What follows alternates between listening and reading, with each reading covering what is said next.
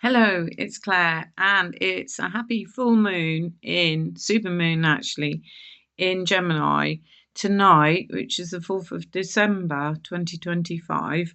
And I've looked at about 3 or 4 different astrologers, starting with Tanya Gabrielle.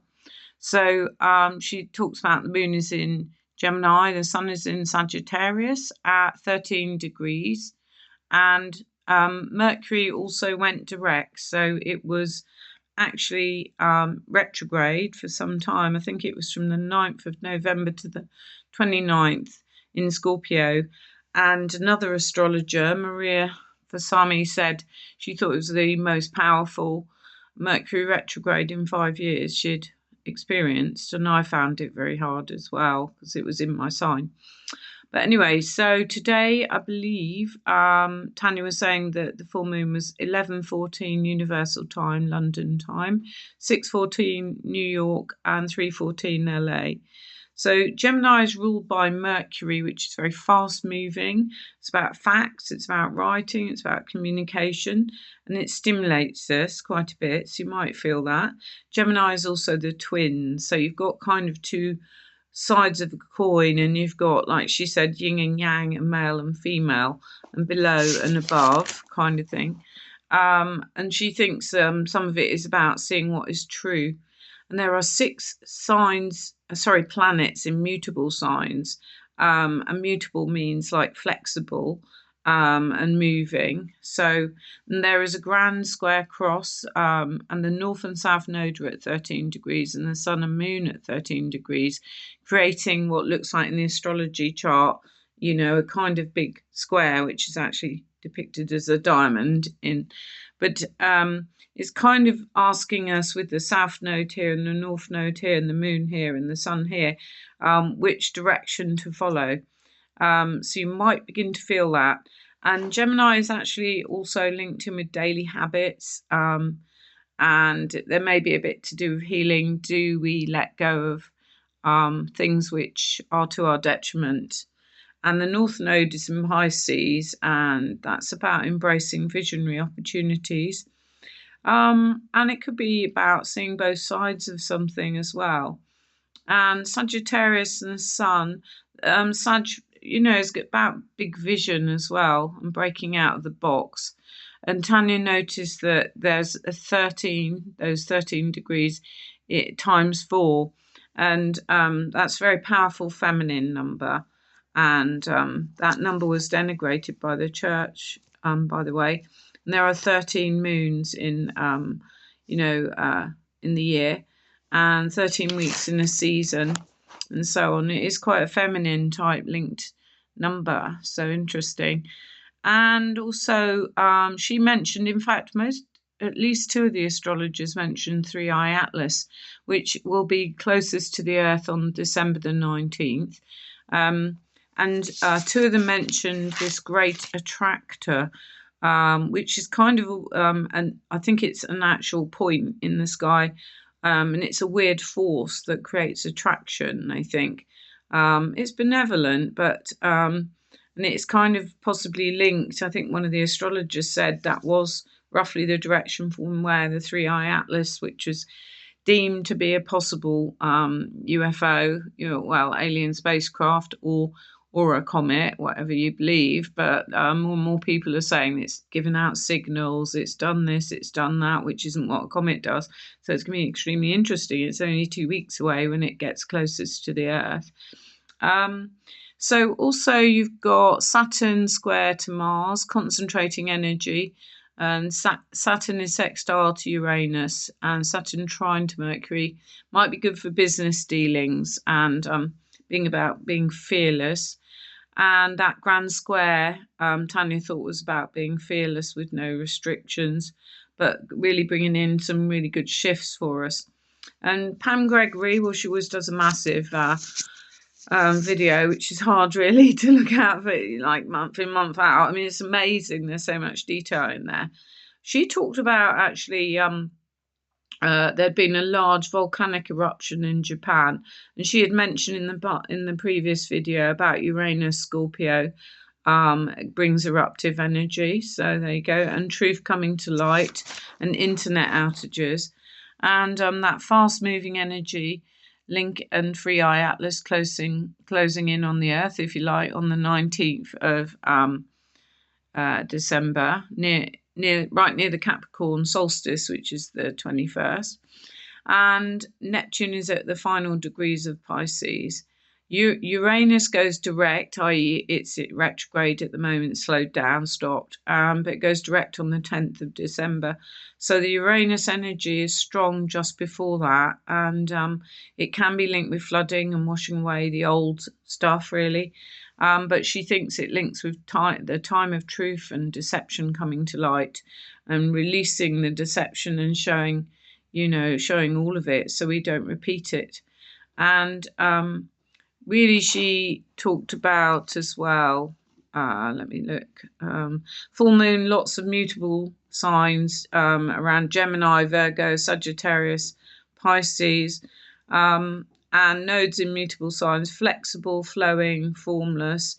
And she talked about like this being in a chrysalis, like a caterpillar is liquid before it reforms into a butterfly when it was a chrysalis.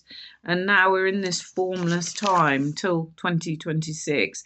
But it's a great time now to be formless at this full moon.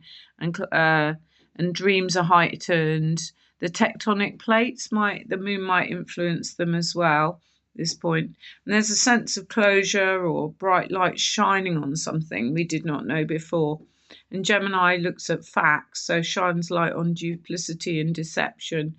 And some of the Gemini shadows are restlessness, scattered and distracted, so it can feel like it's moving all over the place. I just feel very, very tired. I have had some issues with the dog at the moment, and I'm just really tired. I'm struggling to write this and kind of even video it now, but I'll carry on. So you've got square nodes, tight with nodes, crossroads are like a choice to be made and releasing from the old order, as she put it. And sometimes it can link in as well with humility and almost being invisible. And Pam thinks the timing of Free Eye Atlas is spot on, 2 weeks away, and that there's a karmic choice. Like, I'm giving you this information watered down because she has a lot more information in it. So sometimes it might sound a bit staccato. So I just try and give you a top layer of it. But, she's really into bringing the light in and, a bit of staying positive. Saturn brings in pragmatism and grounding. And the 3 planets in Sagittarius link with expansiveness, wisdom, and the future. And Jupiter trine to Neptune links with visionary and making our dreams big, and choices for us and Gaia and the Earth. And she mentioned that great attractor and that 3 Eye Atlas had emerged roughly from there. And people linking it, or people linked in with that great attractor apparently can be psychic and can bring in higher levels of consciousness and so on. And on the 12th of December, Mars will be conjunct with the galactic center, which I don't know much about, but she talked about that Mars activated where our energy was birthed from, and it's in line with that. Pam thinks we're incubating before we move forwards into 2026. And Mercury is opposite Uranus, and about truth and secrets unearthed, even sexual, criminal, murky ones, financial, and a sense of purification of those. You got stuff on RTV yesterday about what was found on Epstein Island, and it's like a big light shining down on that, really, for example. And then also you've got, let me have a look, Then 3 Eye Atlas is then due after the 19th. It's not on the scheduled diary, but they seem to know the trajectory of it. I don't fully understand that, but because it's also altered its direction. So I'm getting kind of conflicts of information. But she says then on the 16th of March, it goes close to Jupiter, and then it goes out of our solar system. And she talked about 16th of March being a remembrance of the 220 Cathars who were besieged by Catholics and walked into a fire, and they transmuted into light bodies. And the Cathars were very loving people, walked the way of love, and were seen as a threat to the Catholic Church. And Three Eye Atlas passes Jupiter on the remembrance of that day, the 16th of March. So it's kind of almost, a parable of sacrificing day for love. So I don't know, a big wave of love, as it were, carrying us. So she thinks that maybe take time out on the 19th to the 21st. I often feel like that anyway, because it's like very tiring this time of year, isn't it? You're right at the end of your year, you've done a lot, and then you get all the social stuff kick in. But be in nature, do a ceremony if you wish, which I'm doing on the 21st, and take time out as well, just for yourself between like the 19th, 21st, if you can. And that's the beautiful, winter solstice and Yule period. And welcome in Three Eye Atlas at that time. And I have to say, she said something which sparked with me, because she said she'd had a visceral green experience. I wasn't sure whether she meant a dream with green. I actually had a vision myself, and it was to do with green. It was to do with Three Eye Atlas. I've also had what may be a communication. So if it turns out to be a comet, I'll feel very, very silly. But it looked like someone talking to me, and they had like a V here. It reminded me of Star Trek. With someone, and the energy was kind. So that's my belief, that it's kindness and love, like Pam says. And it's interesting because I'd seen it as green, and she talked about a green visceral experience. So yeah, then we're on to Maria Vasami, and she talked about the Mercury retrograde being extremely powerful, strongest one in 5 years, as I said. And the full moon brings positive energy, lots of planets in Sagittarius, which is light and vibrant, and things moving forward since the 29th of November. I felt a lift of that off my shoulders. That retrograde was very hard on probably Scorpio and Sagittarius, felt it a lot. And Mercury, so that would be Gemini and Virgo as well. Under the full moon, there was lots of mental clutter being shown up. And the full moon might give us like an idea of what to cleanse. And Sun in Sagittarius conjunct Venus, Mars in Sagittarius. Mercury in opposition with Uranus. And she talked about, like many of us, programmed into religion as we evolved, and then we've got the new wave spirituality coming along, and this full moon wants us to declutter, like decide ourselves what is our belief, really, not so much what have we been born into as such. And that Venus Mars is a lot, the feminine masculine energy. I think that Sag is in Venus and Mars are in Sagittarius, so Sagittarius might find that's interesting. There might be something happening there on to do with yin yang, or possibly to do with relationships quite strongly for them. And Sag is seen as philosopher energy and sees things from above. So it might help us to understand what is ours and what is not.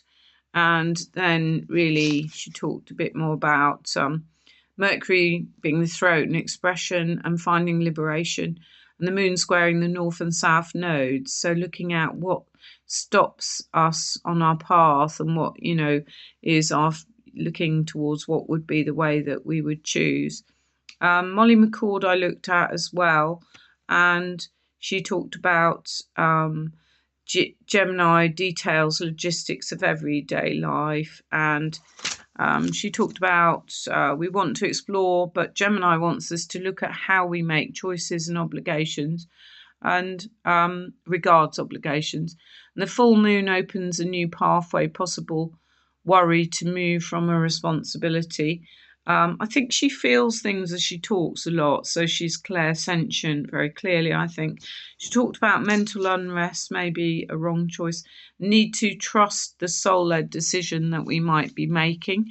Mercury direct in Scorpio, fixed water, focus on water, and Mercury processing stuff and being carefree in Scorpio.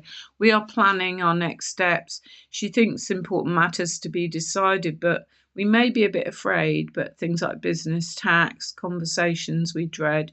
But Mercury is ready to plan for changes, and we need an expression to get out of the head. If expression to get out of the head, get into emotional truth to sort of help us and guide us. And the soul, let the soul lead our choices, which we would feel more rather than think. And often the mind is the last to see that type of thing. And there might be a bit of support regards healing from Chiron about our true self-identity, and Mars backing that up. And the mutable cross and grand trine activated. And Molly thinks we may say no more to what we don't want. That would be the grand cross helping us. And new levels of freedom. Oh my goodness, that was a long one again. So happy full moon, super full moon in Gemini, and take care and have a great December. Bye for now.